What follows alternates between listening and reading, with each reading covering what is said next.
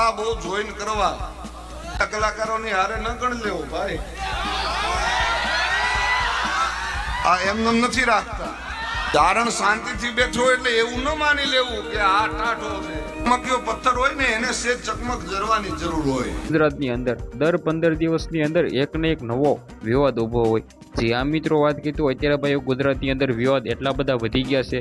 આપણે જુનાગઢની વાત કરીએ, સત્તાધારની વાત કરીએ કે પછી કીર્તિ પટેલની વાત કરીએ કે અત્યારે મિત્રો દેવતભાઈ ખવડ વીએસ બિજરાજદાન ગઢીનો જે વિવાદ થયો એની વિશે વાત કરીએ.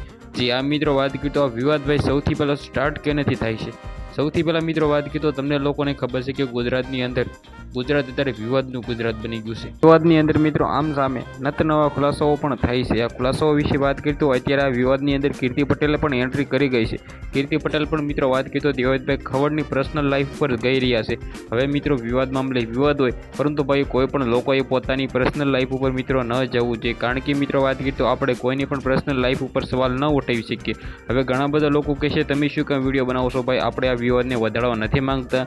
વિવાદ મિત્રો સૌથી પહેલાં તો પતી જાય એ મામલે મિત્રો વાત કરી તો ઘણા બધા લોકો છે આ વિવાદને ઉછળતા હોય છે, પણ એવું નથી ભાઈ. હું પોતે એવું કહું છું કે જલ્દીથી જલ્દી આ વિવાદ પતી જવો જોઈએ. કારણ કે મિત્રો ગુજરાતની અંદર બધા લોકો એક સમાજ મિત્રો વાત કરી તો એક સાથે થઈને મિત્રો હિન્દુ થઈને રહો, નહીં કે મિત્રો અત્યારે નત નવા મિત્રો ખુલાસાઓ કરીને તમે કોઈને પણ બદનામ કરી શકો.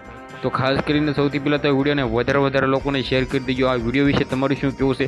બિજરાજદાન ગઢવી અને દેવતભાઈ ખવડના વિવાદ વિશે તમારે શું કહેવું છે? આની પહેલાં પણ મિત્રો સમાધાન થઈ ગયા હતા, પરંતુ ભાઈઓ ક્યાંક ને ક્યાંક આ ફરીવાર ઉછળ્યો છે. તો જલ્દી પતી જાય એવી આપણે આશા રાખવી છીએ. બાકી આ વિડીયોને શેર કરી સબસ્ક્રાઈબ કરવાનું ભૂલવા નથી. આજના વિડીયોમાંથી આટલી જ માહિતી.